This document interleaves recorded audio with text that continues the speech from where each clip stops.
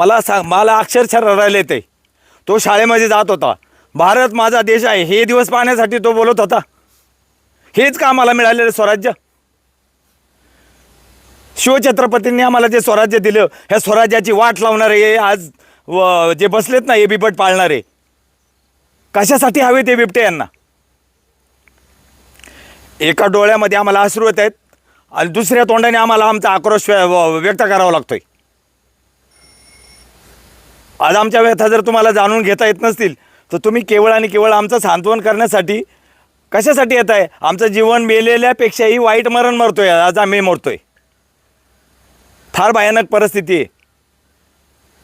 जे आज हे जीवन जगतायत ना, त्या सर्व शेतकऱ्यांनी किती जरी एकोपा केला तरी ना त्याच्या शेतीमालाला भाव आहे, ना त्याला नीट रस्ता वापरायला आहे, ना त्याच्यासाठी कुठल्याही प्रकारे जनजीवन जगण्यासाठी जे पाहिजे ते अजिबात मिळत नाही आहे कुठल्याही प्रकारे. ते कुठं अडतंय? धरण सोडतात वरून, परंतु थेंब देखील खाली तळापर्यंत पोचत नाही. हे मी निक्षून सांगतो. खाणारे कोण आहेत आणि त्याचा शोध कुणी लावायचा? हे ज्याचा त्याने शोध घ्या, पण माणूस म्हणून जगतोय, आम्हाला माणूस म्हणून जगण्याचा अधिकार केव्हा मिळेल?